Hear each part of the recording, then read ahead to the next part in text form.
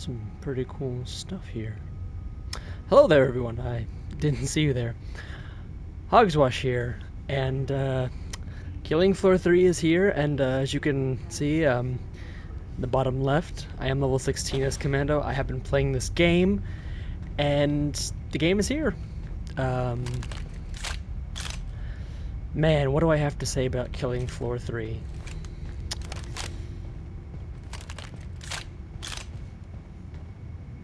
I don't want to be the guy who tells you not to get the game. I'd rather you guys watch gameplay and you guys be the judges for yourself. I don't want to be the guy to tell you to do or don't get the game. Um, but I am enjoying it. I've got 11, 12 hours under my belt right now, and I am absolutely having a blast. Having a 6-man team, and all your friends are screaming in your ear. It's an absolute blast. There's a few things I wanted to show you around, though. Give you guys a little tour. So this is the hub world that you start off with. Obviously, you've seen this in the beta. For those of you who did play the betas and the multiple stress tests. Here's the firing range. This is new, obviously. Troopar did announce they will be giving us new weapons and stuff like that. Here's a few of them. We got a modern-looking Winchester right there, as you can see, a P90 in the bottom left. From what I can see, though, in the bottom right corner, that might be the Stoner 36A from Killing Floor 2, I believe. We got the Chris up there. We got some kind of double-barrel shotgun, supposedly, with a 3-barrel modification. So a lot of interesting stuff to look forward to. How do I get out of this? There we go. Okay. So if you do want to go around and everything like that, you can walk up to some stuff and it'll tell you about some of the stuff that you can find in game, such as turrets now that you can use with the unlock tool, zip lines, and yeah, some pretty cool interactable stuff. Something I did find was pretty cool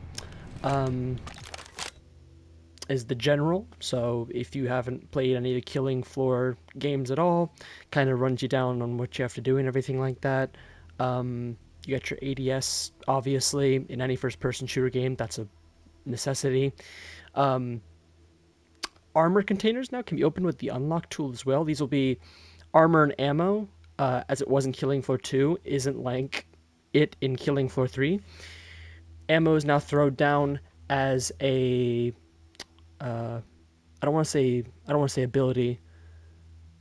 Tool. It's considered a tool, and you throw this little container of ammo down. It refills partially both your weapons and gives you one grenade. But you don't need you need an unlock tool for this. And these yellow containers are scattered around the map, and you open them, and then everyone can use them, I believe.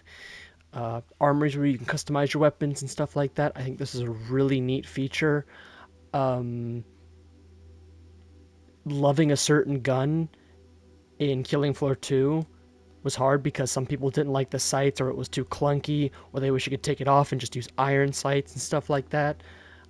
So a really great addition. You can upgrade it too, and maxing out a upgrade on a gun or a mod will give it a bonus effect that you get when it's maximum level. Mutations, customize weapons to prepare for different wave mutations, and that is a can't remember off the top of my head. I want to say a weekly thing. That'll change every week. Critical zones are obviously Zeds set now are like half machine, half clone creature. And the red stuff, weak spots, critical areas, you want to shoot those. Some weapon ammunition types, get rid of those metal bits faster. Yeah. Something that wasn't in Killing Floor 2 or the first one, damage types. There are now 9 damage types. There's fire, frost, electricity, explosion, toxic, sound wave, acidic, and force, I think. And I'm not sure what the left one in the middle is with a knife blade. Um, you now have a dash similar to Doom if you've played any of those games. Um, comes in handy. Some people don't like it. But with now every Zed in this game nearly having a ranged attack, and yes, nearly every Zed in this game can spit at you, throw something at you, scream at you, shoot fireballs at you, stretchy limbs, stretching necks, and stuff like that, you're gonna want to get out of the way fast. Explosive environment stuff's pretty cool. Barrels explode, don't need to, I shouldn't even have to explain that. Shoot it, goes boom. Pipes now, shooting that will spew flames. So wait for a couple of Zeds to lure some Zeds near you, pop that, and light them up. Traps or something now. Traps work a little different. You need the multi-tool to activate them, but once you use the multi-tool, you can use it, I think, infinitely after. So you just have to use the multi-tool once, and then if you get rid of it and use, let's say, an ammo supply, you can then use it again without the multi-tool, and you can just walk up to it and press square. Gadgets are something that people have found very controversial adding to the game. Specialists will not be a thing. Thus, that means playing a certain class will not be locked to a certain character. They did say that post-launch specialists will be no more. So for those of you who were worried about that, come, come, come join us. Two of the biggest issues were specialists and the HUD. I think that most people had a problem with, and that was being that. But they did say Tripwire and them did a live stream, and they said that you'll be able to play as Mr. Foster, and instead of being Commando, you can use Tanaka's grappling gadget, and when you play as Mr. Foster, you'll have that thing that Tanaka has on his back with the wire in it and the grappling hook and everything like that. When you use Tanaka and you weapon inspect with his gadget, he kind of flexes his arm and you can see the grappling hook on his left arm, I believe, and you'll be able to have that as Mr. Foster. Delvin, the Firebug, can use Mr. Foster's Helix drone, and Imran, the engineer, can use Delvin's Firebug ability, where she slams the ground. The Ring of Fire, I think is what it's called. I'm not too sure. Horzine equipment. So this is just a rundown. I'm kind of on all cylinders here. Horzine equipment, you shoot this, and this is how you upgrade your weapon. So shooting anything red or anything, speakers, screens, kiosks, Horzine equipment. This gives you crafting materials as well as shooting Zeds, and this allows you to upgrade your weapons. This is the multi-tool. This is one of 7 gadgets in the game. I'll have to go back and see, but this is one of the gadgets you can use to unlock armor stands, zip lines, turrets, and yeah. Push, obviously you know this. Shove him back, get your distance. Rage, we already know this. You piss off a Flesh Pounder Scrake, they're going to come barreling at you and your teammate, and you don't want that. Kill it as fast as you can. If you're going to shoot at it, kill it, don't shoot at it, and then move on to another target. Reviving is now a thing as well. When your teammates are downed, you can pick them back up with limited health. I do not believe this uses one of your healing needles or healing syringes. Healing works a little differently in this game. That's pissed a lot of people off as well. I feel like maybe on higher difficulties, they should allow you infinite healing if they're going to be throwing that many Zeds at you. Maybe solo could be different. Skills, obviously, we know how this works. Slide, if you've played any Call of Duty ever, it's a simple movement technique. You slide on the ground, grab some distance. If you want to slide out of the way from an attack. That's how you do it. Trader Pod, you know, if you've played any Killing Floor game, this is what you get your weapons, armor, supply from. And I believe you can use it during waves as well. It's not after every wave, but you can only get health and ammo from it, I believe. Do not correct me if I'm wrong, though, please, somebody. Zed time works a little differently, too. Having suppressors on your gun and getting kills with them increases the little bar at the top, in the middle of the top of your screen, and that's going to fill up, getting more kills with your suppressor. So having suppressors on your guns, if you're playing Commando, I think that would help a lot. It's going to fill it faster, and you can get Z time. Z time is a unique feature that I've only seen in Killing Floor, and basically it's a catch a breather moment. You can use it to 360, save your teammates, get a few cheeky headshots in, say back up if you need to, dodge an attack, kind of plan ahead what you're gonna do, and put it into action. And zip lines, and you use these by activating with the tool as well. We've seen the characters and everything like that. They've already been revealed and everything like that. I think Nakata's related to Takanada. I think I'm pronouncing that right, from Killing Floor 2. I can't remember his name fully. Tells you their blood type, their origin stories, and everything like that. The characters in the game as well. Crafting materials are new. Shoot Zeds, kill stuff, electronics. We know how to get this. Ichor, I don't know if I'm pronouncing this wrong, is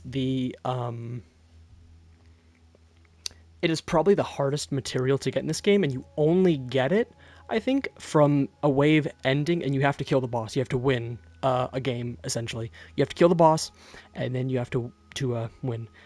1 second, I need something to drink. I am very parched right now. If you will excuse me for just 1 second.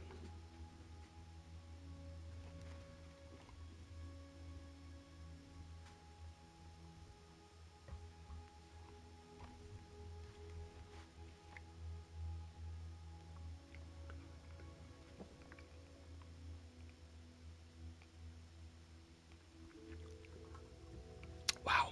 Whew. Okay. That is a lot better. Damage types. So here we go. Acidic. I don't know why that's not green. And I'm not sure what the difference is between acidic and biological.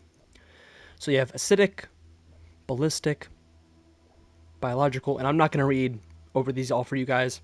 I'll give you some time to pause it if you want to.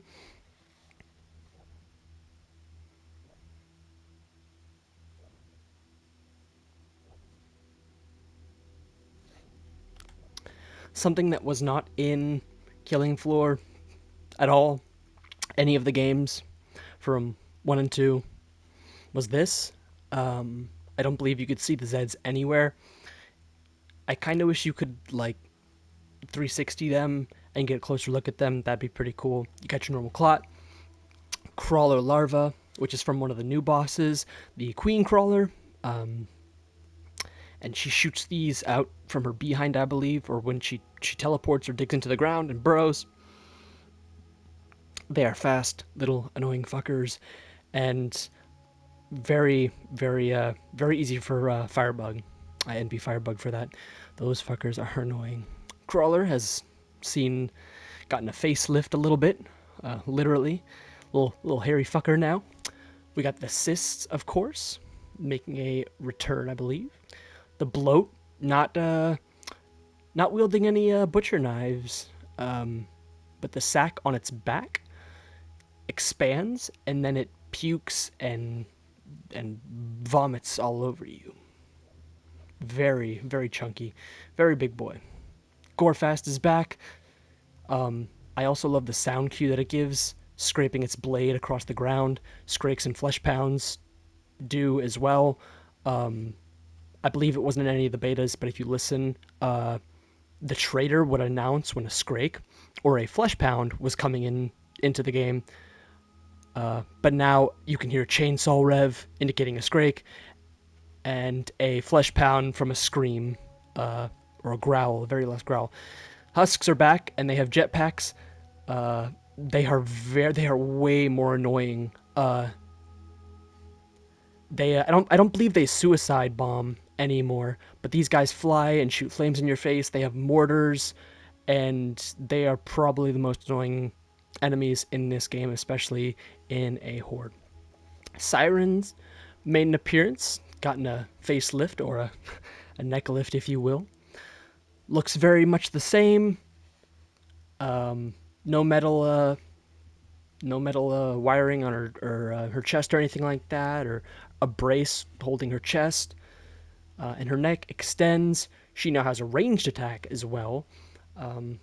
Pretty much all Zeds do, except the Gorefast and maybe the Crawler. Yeah, that's about it. Other than that, they spit, throw, chuck, shoot, and blast at you.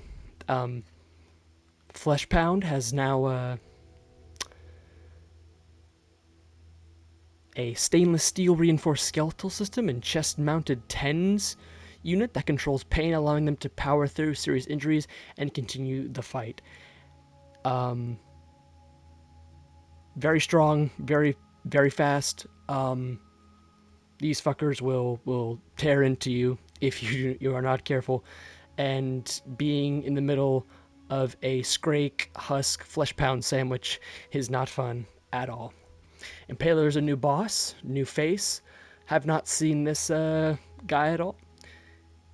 He was described as being a combination of a silverback gorilla and a tank.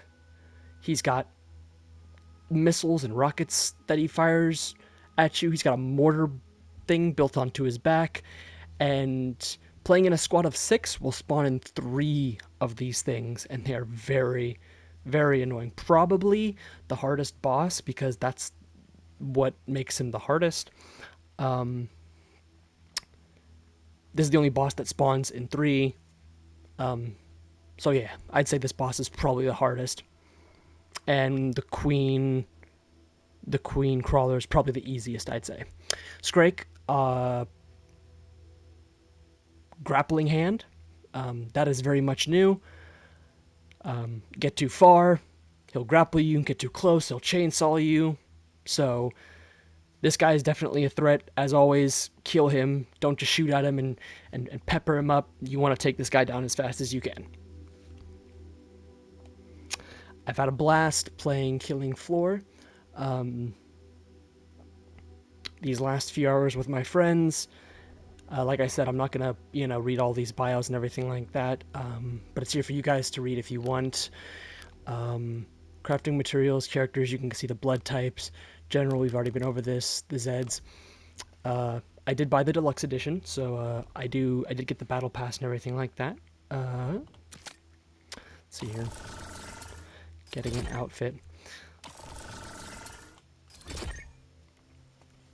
There are a lot of what's it called? A lot of calling cards I've noticed too. Like yeah, there's 2. There's like 3 on one page. Outfits are pretty cool. I do like the stickers. I'm hoping you could have more than 1 sticker on a gun, especially with the amount of stickers they're giving us. I've nearly completed the battle pass. I had some little trouble getting my collector's edition stuff out of the skins, the weapon charm, the calling card, all that jazz. But there's a store now as well, and while some people aren't happy with the store, I can most confidently say, in the slightest bit, that I think this might even be a little better than the system they had in Killing Floor 2 with the crates and stuff like that. And you get like a really random, you get an item, you get a golden crate for breaking stuff down, I believe, and turning it into just materials. And people didn't like how there was like 16 different materials, I think, or whatever, and all those different materials could craft you 1 random object, and it was heavily RNG. But when I do get my currency and everything like that, and Tripwire reaches back to me, I probably will be getting this because I absolutely loved the leather jacket that Mr. Foster has. I'm pretty sure that's leather. And the original, his gas mask from other previous Killing Floors, really, really nice. All I'm saying is they need to add Ostin Jaegerhorn back into the game. There are a few Easter eggs lying around, little sticky notes that you can see on the desk, which is pretty cool.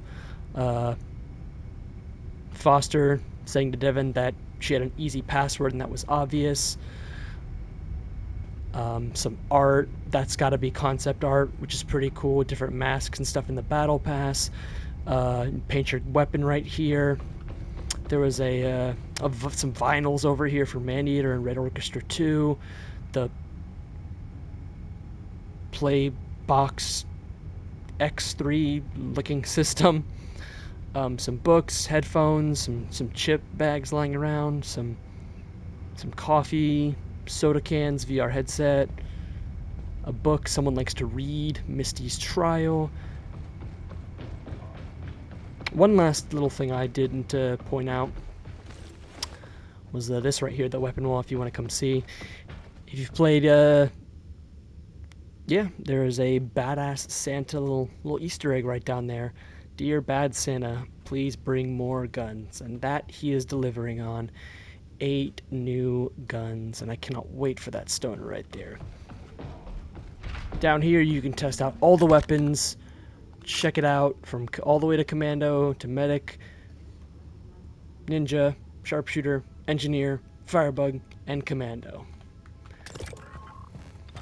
This is a custom class I have for my Commando.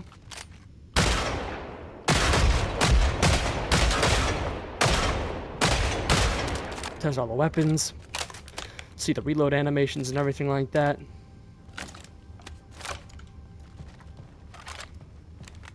Besides some frame rate drop and everything like that, and some stutters that I have occasionally, I still think it's fun.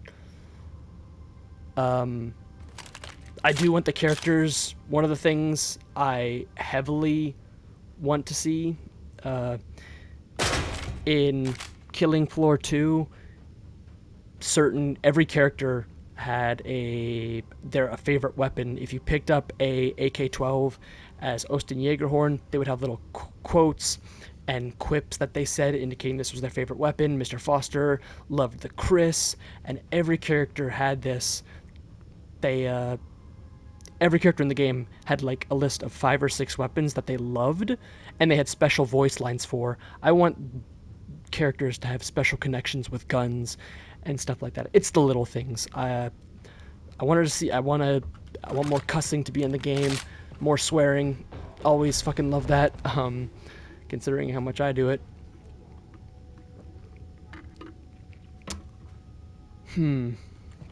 But yeah. Do you guys have the game? Are you gonna get the game? You plan to get the game? You gonna wait for a sale or something like that? Let me know what you guys think. After the launch trailer was announced, I saw some people kind of warming up to it and everything like that. Some people said it's dog shit, they're not gonna buy it, they're gonna wait and stuff like that. DJ Scully is coming, for those of you wondering. The same one we got in Killing Floor 2. He's gonna be older, might be the same voice actor, not sure, but we are getting him next year in 2026 on the roadmap. So, for those of you who are looking forward to him, you gotta wait a good bit. There's so much more I want to show you guys. I've got a gameplay video cooking up on the back burner. I'll be posting that probably after this, actually. So be on the lookout for that. I'll show you some gameplay of Commando. And with that being said, everyone, stay groovy. And as always, I'll catch you on the flip-flop. Bye-bye.